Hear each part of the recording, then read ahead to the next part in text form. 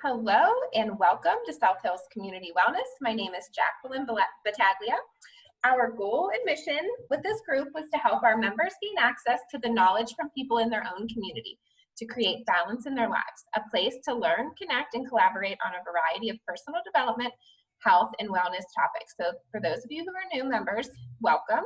We do have a disclaimer. We have a mutual agreement between our speakers and our members that these workshops are strictly to share knowledge, value, and to connect with like-minded people. South Hills Community Wellness does not agree or disagree with the content presented, nor are we promoting a service or a product. These Zoom conferences will be recorded. Therefore, if you would like to remain anonymous, you have the option to disconnect your camera and audio on the control panel by your name.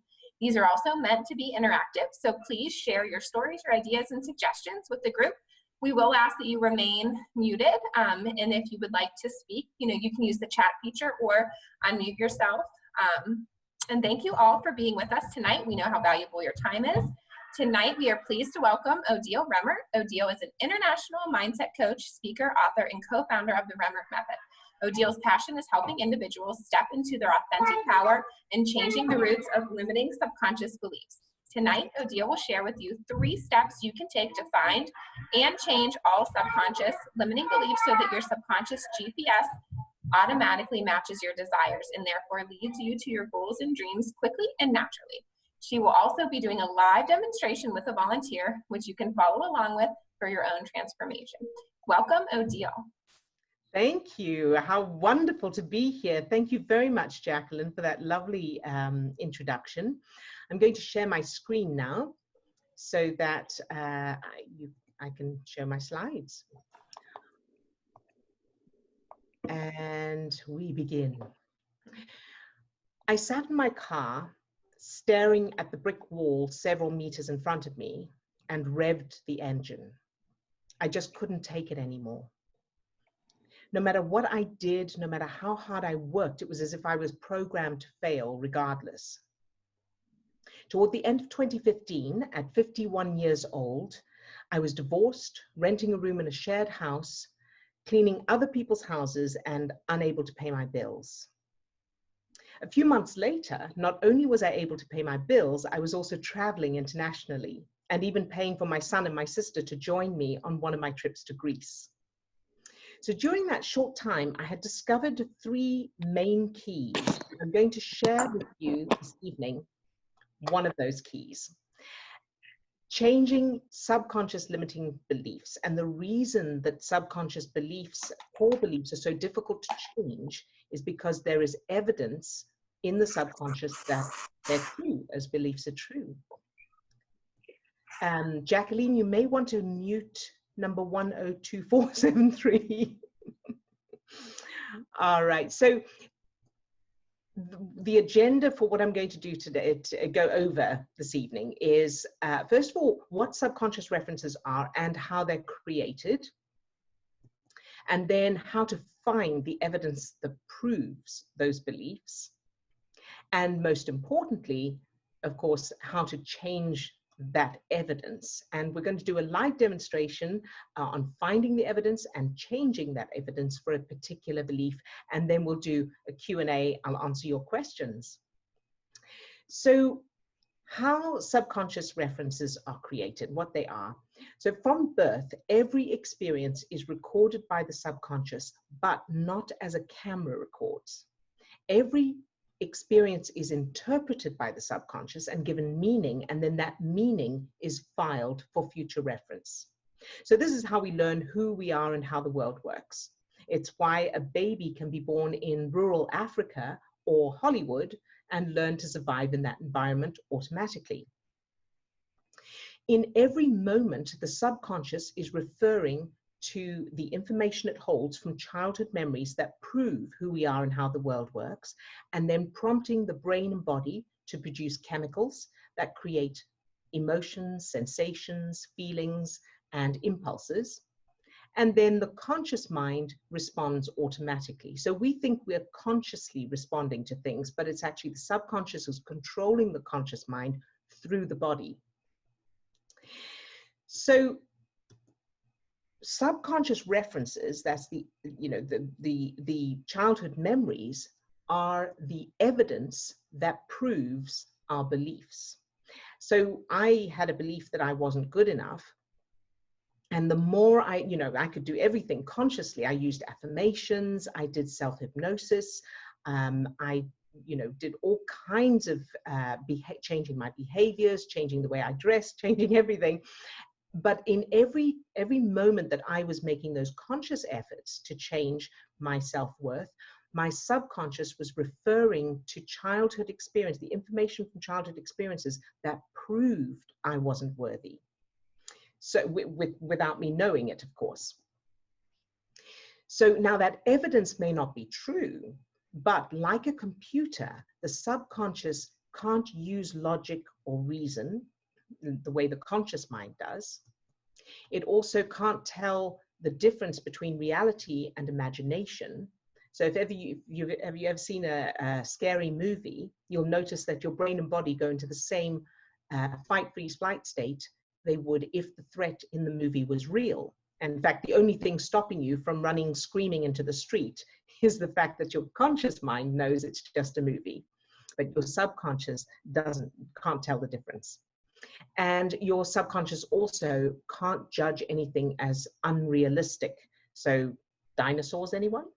So you watch a movie about dinosaurs, your conscious mind knows that's unrealistic, but your subconscious doesn't. So you still get those stress chemicals in your system that create that fear. So in order to change the results, you need to change the beliefs, which means you need to change the evidence that proves those beliefs. And when you change that evidence, the beliefs change automatically, and then the results change automatically. So it's like if you're driving somewhere. If you wanted to drive from wherever you are now to a particular destination, let's say the beach, you'd need to set your GPS to the beach. If you left your GPS set to where you are now or where you've been before, then every time you started heading to the beach, your GPS would be turning you around and sending you back to where you've just come from. And in the subconscious, those GPS coordinates are childhood memories. So what we want to do is, like you would change the GPS coordinates to match the destination you want to get to, you want to change those subconscious childhood memories to match the results you want to experience in your life now. But can memories really be changed? So neuroscience has discovered, actually quite a while ago now, that not only are memories inaccurate and not permanent, they're also already changing all the time. So memories are not stored as a recording or a picture in a part of the brain. Memories are stored as data, sort of in pieces throughout the brain. And when we recall a memory, those pieces are pulled together, that data is pulled together like a jigsaw puzzle. And every time we recall the memory, the memory changes slightly depending on what experiences we've had since the last time we recalled it, and the way the brain has changed since that time. So you may have noticed when you're talking about an event with family or friends, about an event that you all experienced, and everyone seems to have a different version of it. And this is why. So memories are not accurate, they're not permanent, and they're already changing all the time. And the subconscious, of course, can't tell the difference between reality and imagination. So the subconscious will believe whatever you give it. So even if the memory is not real, not accurate, the subconscious believes it anyway. So considering childhood memories prove who we are and how the world works, as far as the subconscious is concerned, and memories are already changing, and the subconscious can't tell the difference between reality and imagination, we can create new evidence that proves the results we want to achieve. We can change those coordinates, those GPS coordinates, to match the destination we want to get to, and then the results are automatic. So how do we find the specific memories that are supporting the specific challenges we want to change? So there are three main questions we use for that detective work. The first is, how do I know that this is a problem?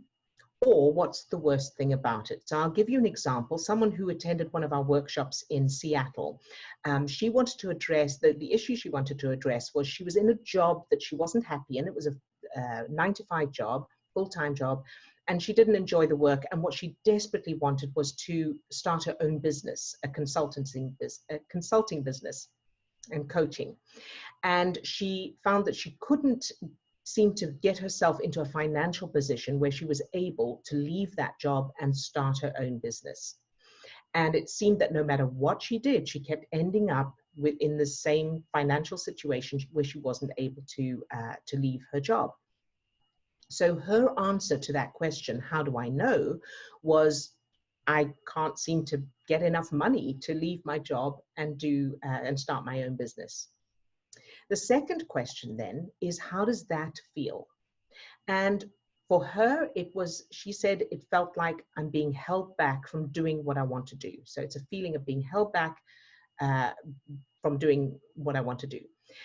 And then the third question is, where in my childhood did I feel that same feeling? Now, it's very important to remember it may be a different topic, but it will be the same feeling. So in her case, the feeling was the same feeling of she wanted to go to a different high school, and her parents wouldn't allow her to. And it was really important to her, and they refused to allow her to go to that particular high school. So it had nothing to do with money, had nothing to do with business, but it was the same feeling of being held back from what she wanted to do. And of course, there were other references as well of her parents holding her back. So now as an adult, what was happening, her parents were no longer holding her back from what she wanted to do. Money was now playing the role of her parents. And that's really important to understand, that the subconscious will do whatever it takes to keep us safe by keeping us the same, because we may not be happy, but we're still alive. And the job of the subconscious is to keep us alive. So no matter how much we want something, if to the subconscious, change can be dangerous. So that's why and again, those subconscious, that subconscious GPS, those references were, who I am and how the world works is I am not allowed to do what I want to do. And so her subconscious was recreating that over and over in her life. So once you've found those memories, if you make a note, now there's no reason to go to the memories and spend time in them. All you need to do is make a note, just a couple of words to identify the memory for yourself, so you know which one it is, and an approximate age. And the reason we put the age is because we work on the memories, we change them in order of age. We start with the earliest first, because every new experience is filtered through the data from previous experiences. So it's like if you've got a weed, changing memories of later memories is like cutting the branches and leaves off the weed. If you wanted to change something now, going to the childhood, the original roots, and pulling out those roots and planting flowers, that will be changing the original memories, the original references, which will then which will then give you the results you want. So now that we know how to find those references, we want to change them, of course. So we're going to do a live demonstration. And so I'm going to stop sharing my screen so I can see you all. And if there's anyone who would like to volunteer, what you'll need is just a thing you'd like to change and a memory. So if anyone would like to volunteer, and if not, I think Jacqueline will volunteer.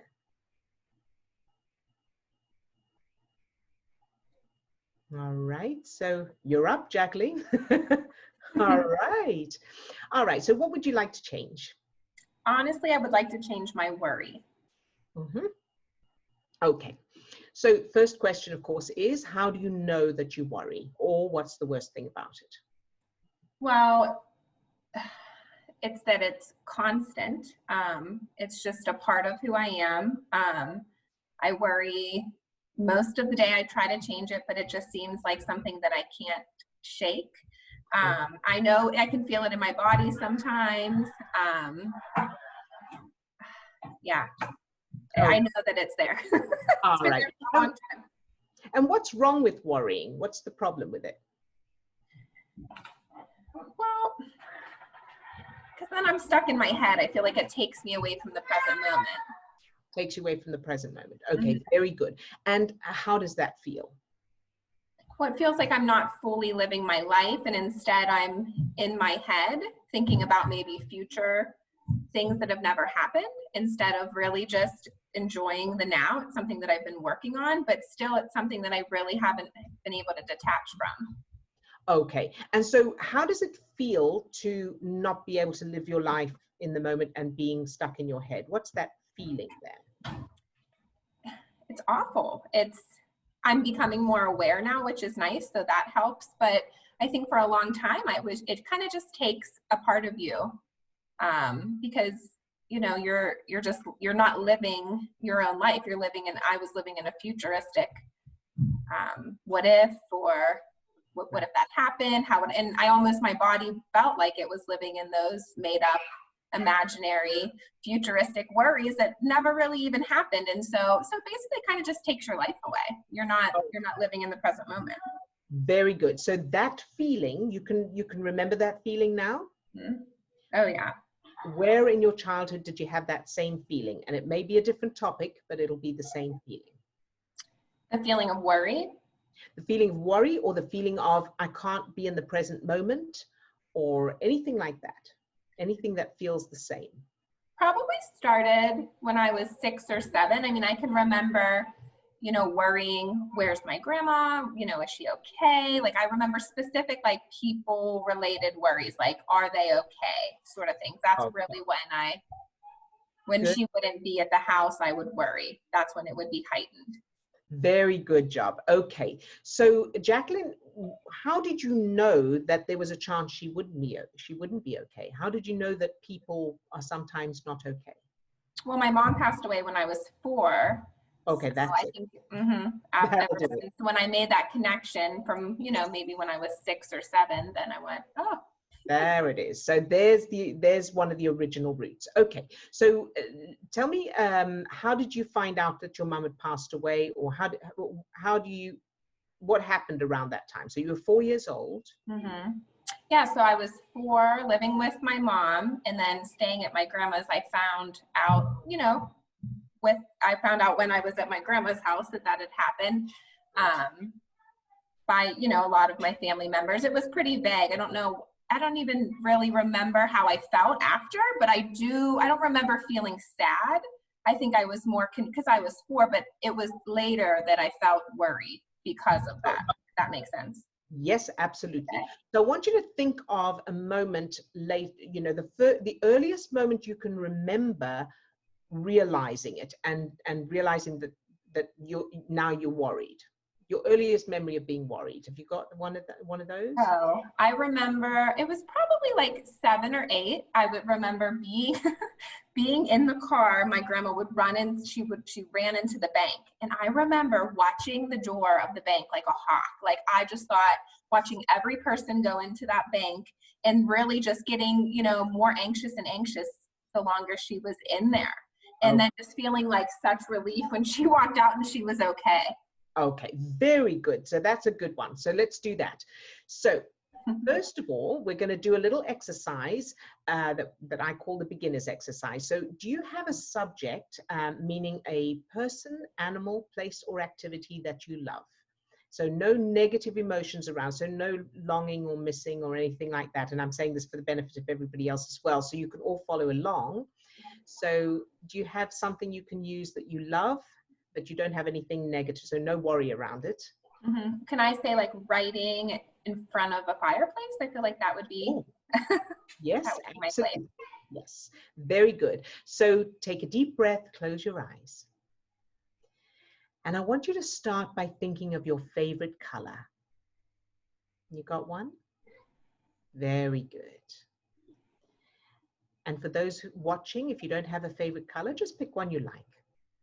Now I want you to imagine you're surrounded by that beautiful color. Can you do that? You got that? Very good. Good job, Jacqueline. And notice the feeling of that color. Feel the feeling of that beautiful, beautiful color. You got it? Very good. Good job. Now I want you to think of your subject. So in your case, sitting by the fire writing, and for everybody else, so it could be a person, animal, place, or activity. And I want you to imagine holding that activity, person, place, or animal in your arms in a hug. Can you do that? Very good. And feel the feeling of love, appreciation, all those warm feelings in your heart or solar plexus. You got that? Very good. Now I want you to imagine that feeling as a ball of light or energy. And imagine it spreading down to your toes, up to the top of your head, and out to your fingertips. So you're now full of that light, that energy, that love and appreciation. Can you do that? Good job. Very, very good. All right, now let's press pause on that. And let's go to that memory, 7 or 8 years old in the car. And I want you to notice in that memory, how strong are the negative emotions? So 0 to 10, 0, I can't feel anything. 10, it's very strong. Probably like a 7. 7, very good. Now press pause on that and let's go back to the color. So surrounded by that beautiful color and holding your subject in your arms in a hug. And thinking of all the reasons you love this subject, all the reasons you love sitting by the fire writing. You got that? Good job. Very good. Press pause on that. Let's go back to the memory. So you're in the car, your grandmother's gone into the building, and the emotions, the negative emotions, was a 7. Where is it now? Is it still the same? Is it more? Is it less? Like a 2. 2. Very good. Press pause on that. Let's go back to the color, surrounded by that beautiful color, the fireplace and the writing, and how much you love that. All the reasons you love it. Feeling that all the way through your body, surrounded by that beautiful color. Good job. And press pause on that. Let's go back to that memory. Any negative emotions left in that memory now? Very good. So now I want you to, we're going to do what I call a stepping stone memory. So you're in the car, your grandmother goes into the bank and she comes straight back out again. Can you imagine that? And on top of that, she comes out with a bunch of balloons or a toy or something you would have loved. Can you imagine that? Yes. Very good. So I want you to play that new stepping stone memory in your mind through, play it through and let me know when you're done.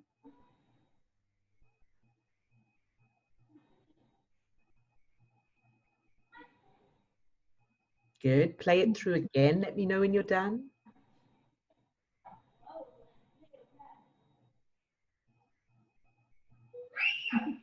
Good. And one more time and let me know when you're done.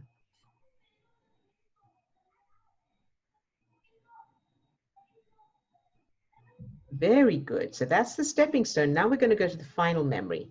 So now I want you to see that your grandmother didn't go into the building. She's in the car with you, but you're watching the door because your mum is coming out of the building. And she's got a toy or balloons or something, and she didn't die. She just went into that building and she's come out again. And it was before you knew it. It wasn't very long at all. Can you imagine that? Good job. So play that now through and let me know when you're done. And you can add details to it. There's no limit in your mind. There's no limit to the special effects or the budget. You done? Yeah, let me know when you're done. Good. And play it through again. Let me know when you're done.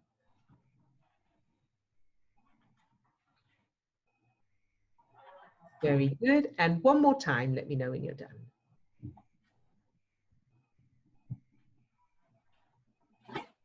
Yeah, very good. Good job. Okay, so how do you feel, first of all? I feel that was really interesting. I feel a lot better about Good.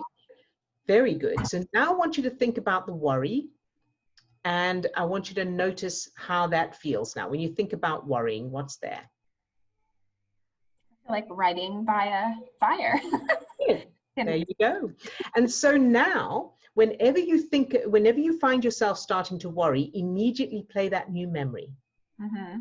Okay, of your grandmother. And so you and your grandmother in the car playing a game or something, and oh, mum's back. Mm-hmm. All right. Interesting. Yes, because what's happening at the moment is that worry is survival. That's your survival state. Mm-hmm. And so you learned from little that it's not safe when you can't see them, Mm-hmm. because they could never come back, right? And so now as an adult, your brain, your subconscious is just doing that automatically. It's referring to that evidence that people sometimes don't come back, and then it's triggering that fright state, and then your conscious mind is looking for reasons for that fear, for that worry. And then of course, the more you find those reasons, the more those stress chemicals are produced, and then it just continues like that. So now you change that reference and make sure now of course it's very important to practice that new memory like you would practice a new phone number, so that you establish that new neural network in your brain and that new reference, so that instead of stress chemicals, your brain and body are producing those feel-good chemicals instead. Oh, that's amazing. Good. Very good. All right. So I'm going to finish the presentation, and then I'll do questions. We'll find out if anyone's got any questions. All right. So back to screen share. And so you'll have noticed in that process that we spent hardly any time in the bad memory, and that's very, very important. So when you're doing this process, make sure you're spending more time in the feel-good state than in the bad memory. And the reason for that is because stress chemicals that create negative emotions are stronger than feel-good chemicals. And the reason for that is survival, because it's more important for us to keep our attention on the wild animal that's threatening us than on the pretty flowers. So stress chemicals are part of our survival system, and they're designed to get and keep our attention on the danger for survival. So that's why it's easier to feel bad than it is to feel good, because those stress chemicals are stronger. So you want to make sure. So my husband, Steve, puts it this way. If you think of the bad memory as a hot bath, you don't want to jump in, okay? You want to just tip your toe in, check if it's hot. So you just a second or two, how strong are the emotions? Okay, come back out to the feel good and back and forth until there aren't any negative emotions there. And then it's just a case of imagining it differently, because your subconscious cannot tell the difference. Now, your conscious mind will still always know what originally happened, but your subconscious will believe the new memories. So we're up to Q&A. So any questions?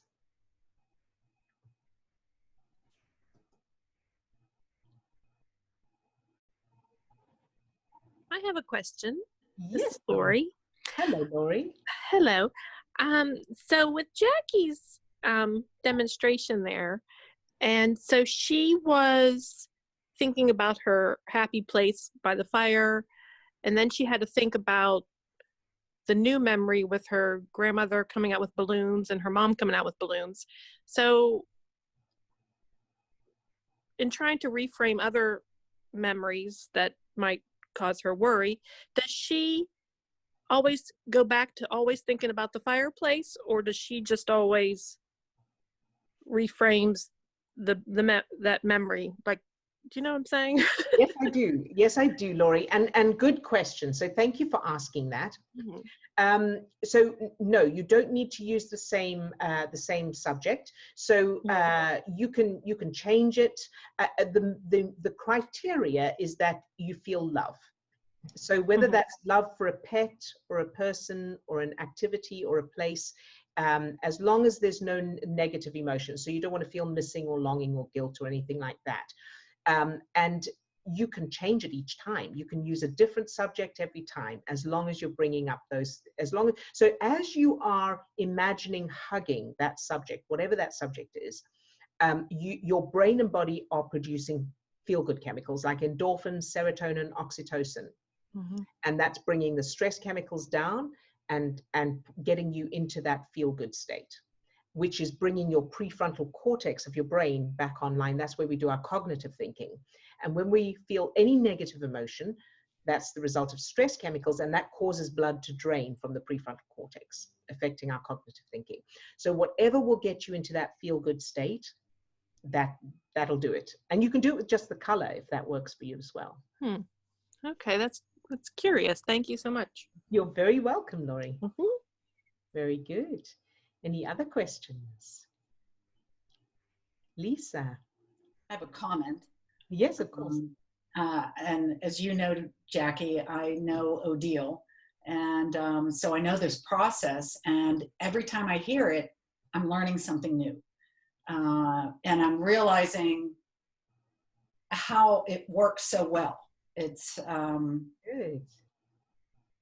I've been doing it, the little processes throughout the day when I have issues, and I thought there was no problem with my mom and issues from when I was younger, my mom or dad. And I do see some of them, but I think I had a teacher that was a problem for me when I was very young. I think that was a big issue. Yeah. Yes, excellent point. And yeah, so parents and then also, as you say, school is a gold mine of references. And so what you want to do eventually, the goal is to have a whole new timeline of your childhood.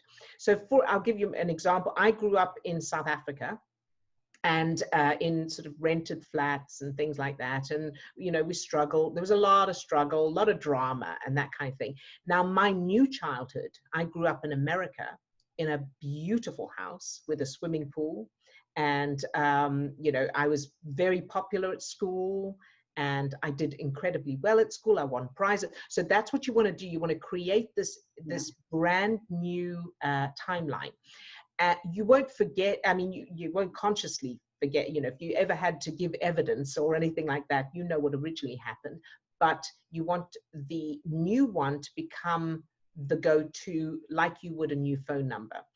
And so that's, that's a great example with the teacher in school to make them, and you can use fictional characters because your subconscious doesn't know that it's not realistic. So you can use Mary Poppins, or easily Mary Poppins could have been your teacher, could have been your mother. Yeah. Interesting. I like it. Very good. Thank you for sharing that, Lisa. And any other questions? Jacqueline? Yeah. So to create this new childhood or these new memories, what way would be the best way to go about doing that? Just finding that place and holding the subject and hugging the subject and thinking it, or can you write it? Can you do both?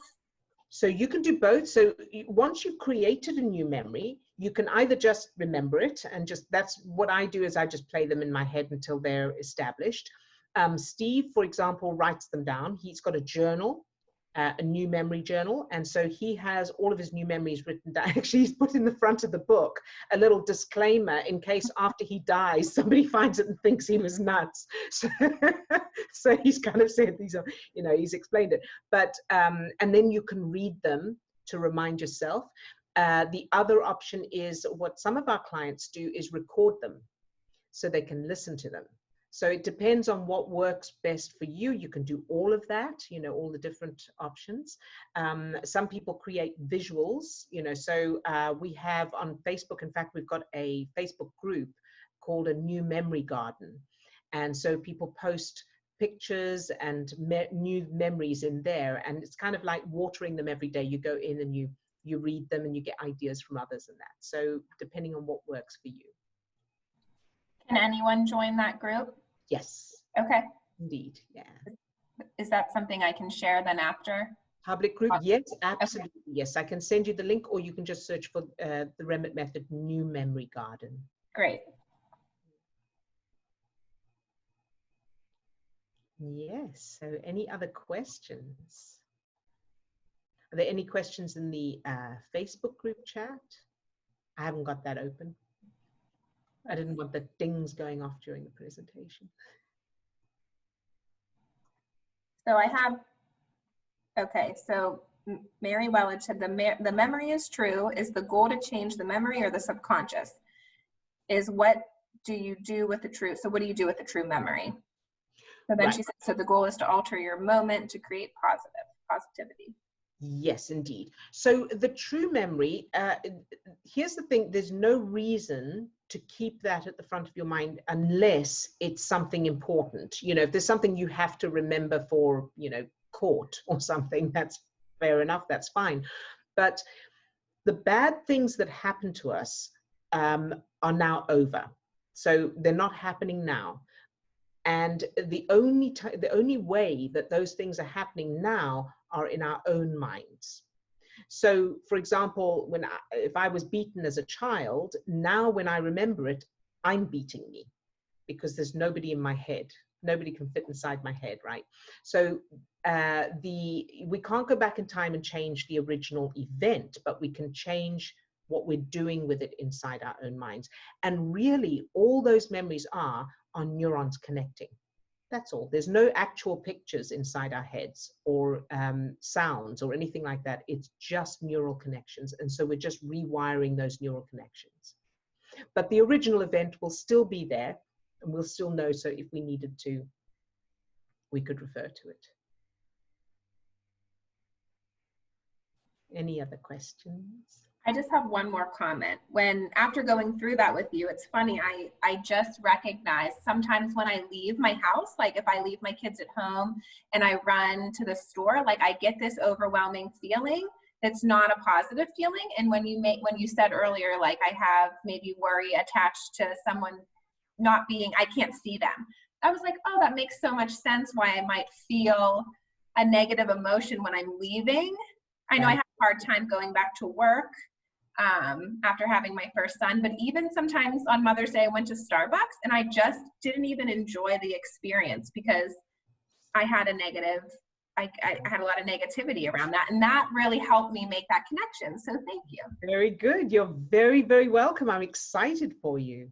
This is very exciting and this is very neat. I almost feel like I have permission to dream something else up. Like I'm not stuck in. That's it. Yeah, that is really, everybody needs to hear this. Exactly. It's very empowering. And, you know, the thing is, what we recommend as well is, you know, whatever your goal or dream is, change your childhood so that you come from a long line of people who did that. So you want to be a famous author or a speaker, you come from a long line of famous authors and speakers, and you grew up with them.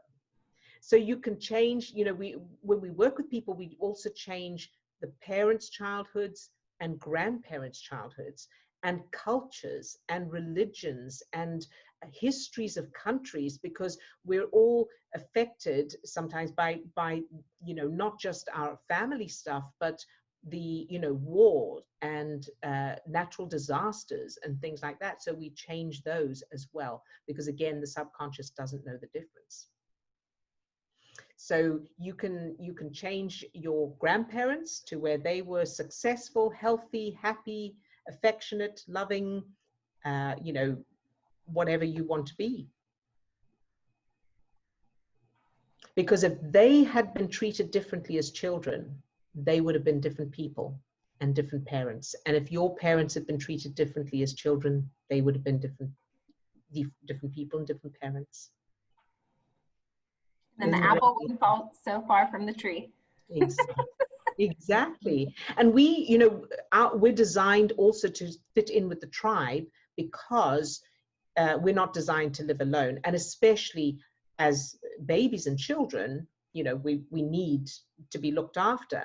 So we're designed to please those who are raising us, because Otherwise, it could mean death. If they don't want us anymore, they abandon us, or they could kill us, or, you know, that kind of thing. And especially if you've got siblings, you want to also create memories where you were the only child.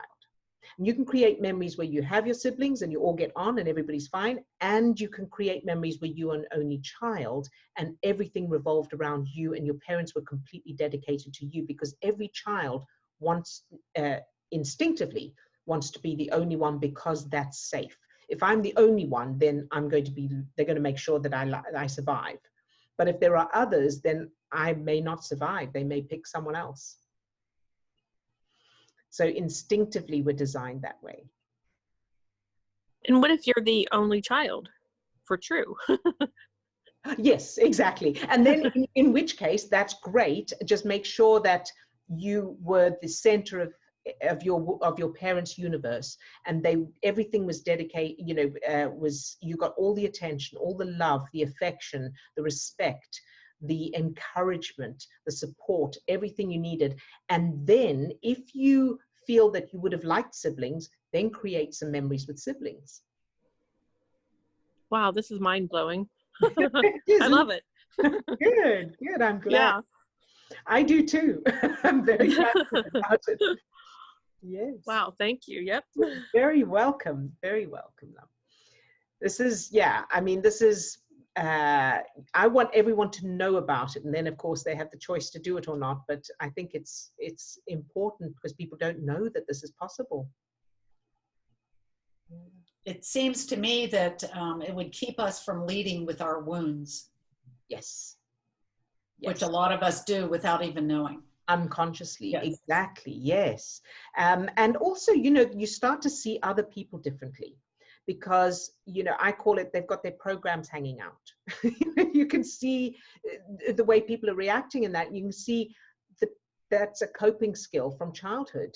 You know, this is nothing to do with now, because we can't experience anything that we don't have a previous reference for. No matter what is going on, no matter what we're experiencing, if we haven't experienced that exact experience before, your subconscious will refer to what it's got, to what's the closest, and then this is how you react. And we don't know that that's happening. So the conscious mind is constantly trying to make sense of things. So like in Jacqueline's case, you know, you feel the fear and then the subconscious is looking for reasons for it. It's because of that. And then as you do that, because every thoughts are connections between neurons in the neocortex of the brain. And as those connections happen, they trigger matching chemicals. So putting it very simply, negative thoughts trigger stress chemicals, positive thoughts trigger feel-good chemicals. And so wherever you're putting your focus in any moment is determining what chemicals are being pumped into your system. And so it starts with the subconscious triggering those chemicals based on what's back there in your childhood. And then as your conscious mind starts focusing on different things, it continues that chemical reaction.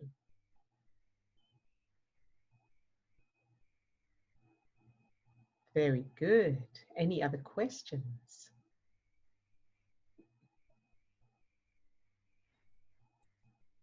Well, then, I guess we will wrap it up for this evening. Thank you so much, Odille, for your time, your knowledge. It is so valuable. And I will make sure that we share how to get into contact with you. So if anybody has questions, would that be okay? Absolutely. And we have a lot of free content and resources out there. You can do this yourself. There's no need to buy anything. You can do it. You can DIY if you want to. We also, Odille donated 2 of her books, for Business Success, Reprogramming Your Subconscious Mind, and You Have a Superpower. So these are available in our South Hills Community Wellness Library. If anyone wants to borrow it, then I would be happy to drop it off so that you guys could dig in here and read more. Thank you so much. You're so welcome. It's an absolute pleasure. It's been such a pleasure being with you. And thank you to everybody who tuned in tonight. We had lots of people on Facebook, so. Lovely. Hi, everybody. All right. Take care. Lots of love to all of you. Bye now. Thank you.